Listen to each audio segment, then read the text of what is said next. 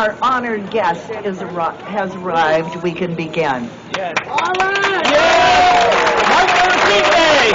Martin Luther King. Happy Martin Luther King Day. Good evening. I'm Nancy Stewart, and it has been my great pleasure to have served as chair of the Martin Luther King Monument Selection Committee. On behalf of the Public Art Commission, thank you for joining us this evening for the dedication of our monument, Pillars of Hope and Justice.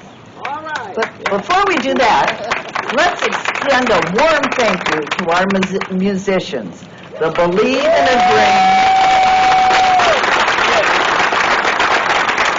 Yes. The Believe in a Dream String Jams Youth Ensemble. We are here today because in 2020, City Council passed a resolution sponsored by councilpersons, Chambers, and Yale to create a public display commemorating Dr. Martin Luther King Jr.'s visit to Fort Wayne on June 5th, 1963, and in particular, the words and message of that speech. Mayor Tom Henry has always been an advocate for public art, and this project in particular. And we want to begin by thanking him for his enthusiastic support. And now, would you please welcome to the podium Mayor Henry. Mayor Tom Henry.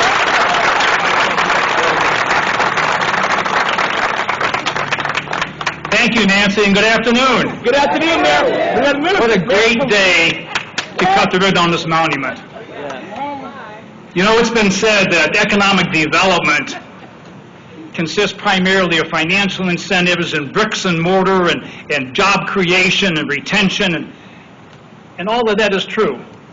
There's no question. That's an intricate part of the foundation of a city.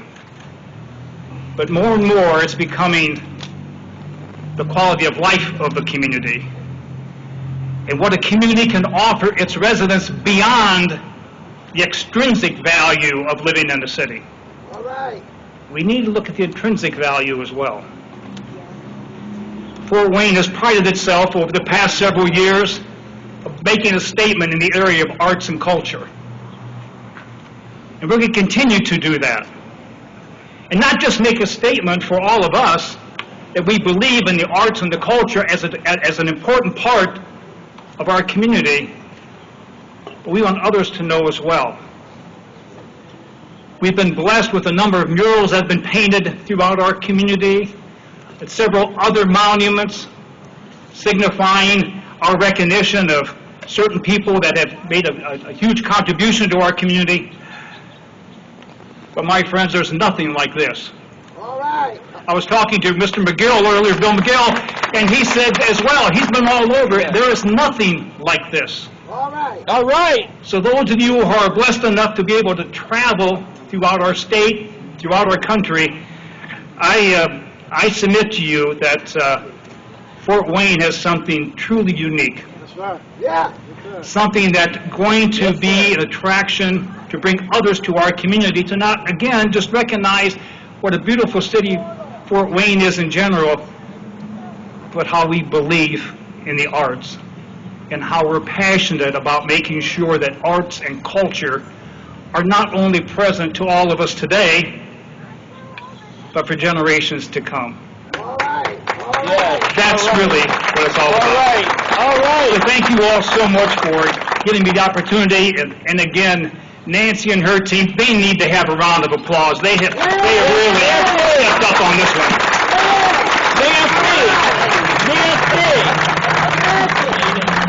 Nancy! This project and dedication would not have been possible without the support of the city's Community Development Division. Thank you, Nancy Townsend, for your leadership, your guidance, and staff support. And speaking of staff, Sharice Fortride's attention to detail, patience, and wisdom made this project a reality. Thank you, Nancy and Sharice. Now, please welcome Councilwoman Michelle Chambers and Councilman Russ Yale to the podium for your vision and for recognizing the social value of memorializing Dr. King's dream of racial equality and harmony. We will all be ever so grateful.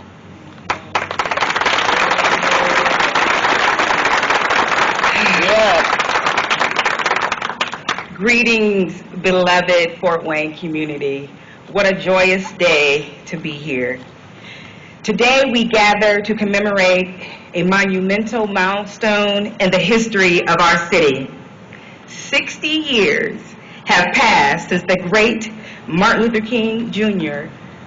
graced Fort Wayne with his powerful words, which will forever be etched here in our pillars of hope and justice. And now we stand on the verge of unveiling a monument that will forever honor the legendary civil rights activists. The journey to this momentous occasion has been one of dedication, perseverance, and unwavering determination. It began with Todd Pelfrey, the executive director of the Fort Wayne Historical Society. He took a deep dive into the archives, sifting through the rich history of Fort Wayne. He scoured through newspaper articles, seeking every piece of information that would lead us to the true essence of the significance of the day. But it didn't stop there. Under the leadership of Nancy Stewart, chair of the Public Arts Commission, we searched far and wide, and our path ultimately led us to Texas Art Studio, with a vision that resonated deeply with our mission. A vision that would bring forth a monument, not just to commemorate an event, but to capture the spirit and impact of the historic visit. From the very beginning, Councilman Russ Yale and I, supported by the Public Arts Commission, were determined to find a way to honor this transformative visit. We understood the importance of paying tribute to Dr. King's powerful speech, which took place 60 years ago today on January 5th, 1963, at what was then the Scottish Rite Auditorium. And I want to thank Mr. Benny Edwards of the Martin Luther King Club for your unwavering support of this monument too. Today as we stand,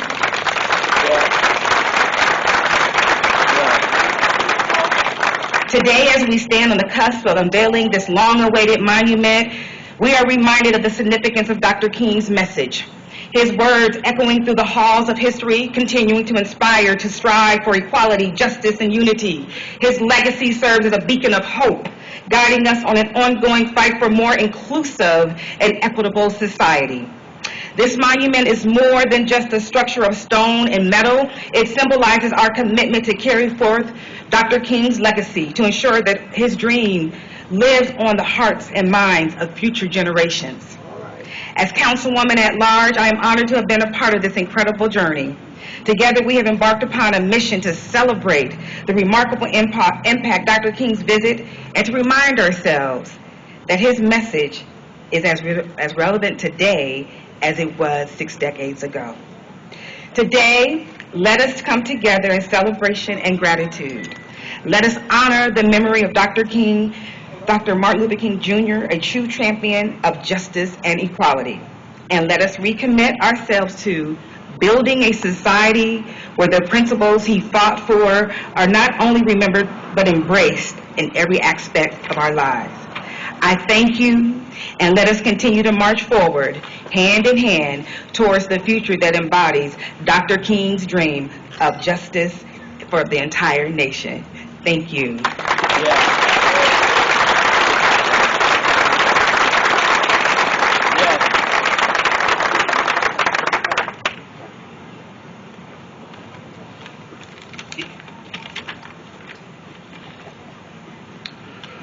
Well, I am proud to be proud of this project because I am an eternal optimist when it comes to race relations and the unity of our great country. A couple years ago, I wanted to find an insightful quote from Dr. King, and I thought his Fort Wayne speech would be a good place to look. But I couldn't find anything substantial from the speech. I looked on the internet and couldn't really find much. His words were being lost to history. If we wanted the world to remember the events and the words spoken here, Councilwoman Chambers understood that we needed to take it seriously as a city and memorialize it. This is especially important to me because my children are young. My daughter, Anna, learned of Dr. King for the first time when she was 6 years old in first grade, and she talked Let me be honest tonight as we welcome Martin Luther King III. Let us, with honesty, speak with transparency. That he was there, he was here 60 years ago, just across the street. And here we are 60 years later, and we're still carrying discrimination and bigotry and racism like it's a heavy freighter. It's so easy to celebrate Dr. King. It takes energy to replicate Dr. King. And so we certainly hope that as much as this program and this monument, as marvelous and momentous as it is, and as unique as it is, that maybe it will serve as an impetus to move us, yes, to Dr. King's beloved community. Dr. King's son was here with us 4 years ago. I shared with him, and I closed, that when he came, like his father's presence, there was only one black member of the city council, Brother Knuckles. When Brother King was here 4 years ago, there was still only one on the city council. But to our community's credit, just a few months later, elected 2 strong, vibrant black women to serve this council behind.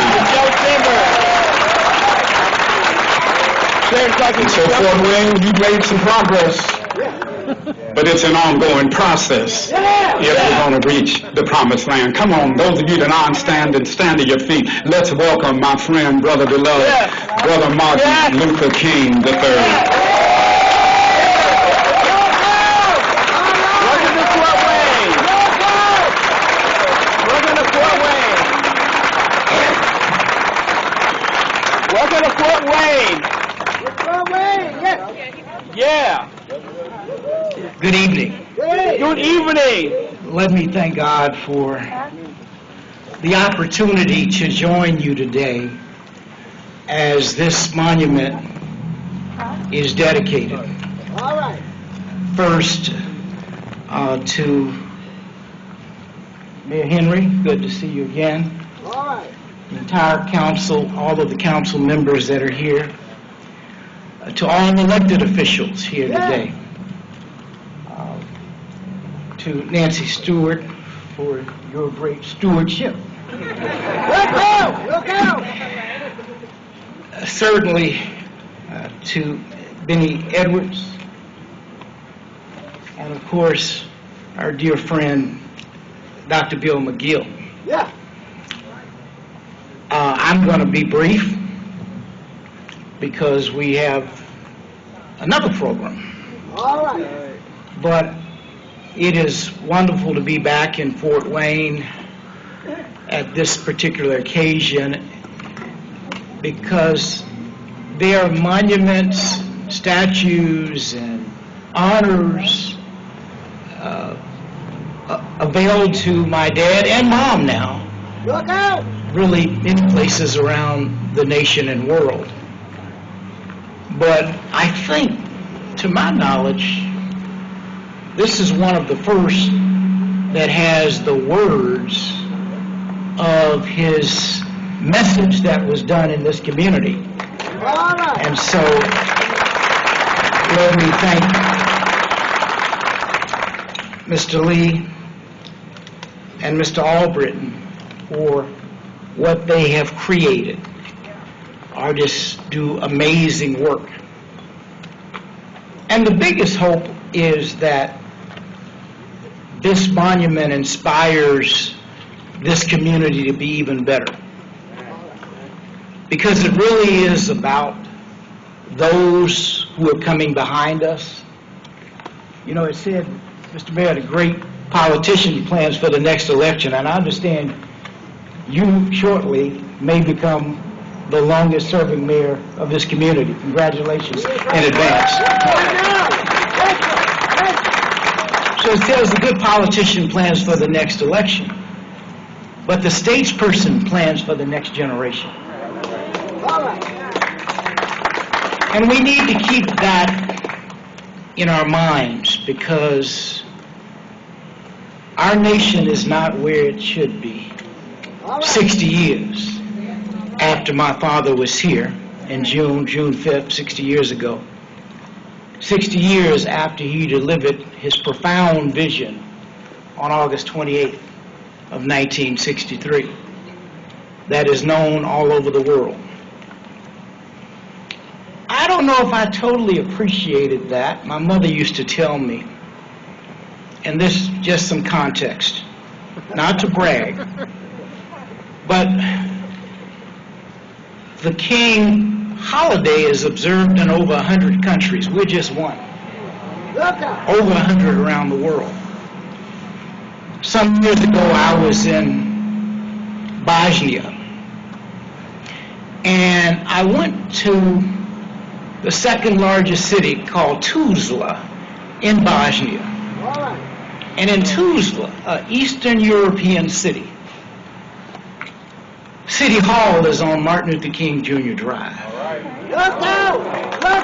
There were very few black folk other than those in the military that were in Bosnia. But Martin Luther King Jr.'s message inspired Eastern Europeans. And that has happened throughout our nation and of course our world. So just wanted to contextually say that, and as we prepare for this dedication, I hope that we understand that the work is nowhere near complete. It does not mean that we cannot come together and complete the work, but we're not there yet.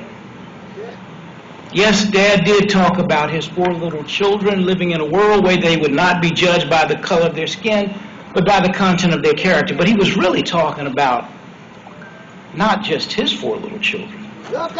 All children of color, whether it is Native Americans, whether it is even poor white children, because we don't treat people yet how we should. We can, we must, and we will do better. We are a better nation than the behavior we're exhibiting at this moment. Darkness, he said, cannot put out darkness. Only light can do that. Violence will not ever stamp out violence. Only love and nonviolence can stamp out violence. I need to stop because I would have said my whole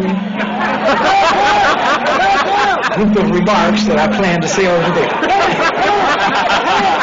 But if it's applicable, it's applicable. So I'm so grateful to God to have the opportunity to be here with you and be back in Fort Wayne. God bless you. Thank you.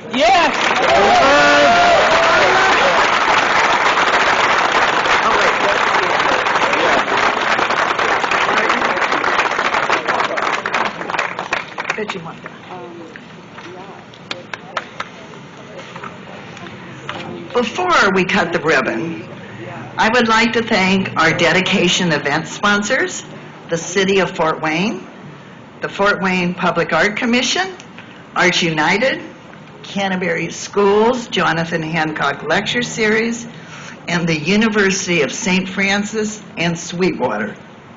And we couldn't have done it without the assistance of the city's Public Works Division, the Downtown Improvement District, the Police Department, and our neighbors, All Pro Systems.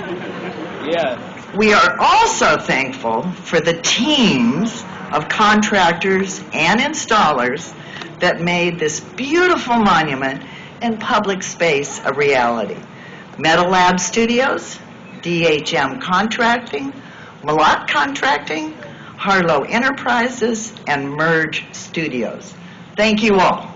Okay, you guys ready to go?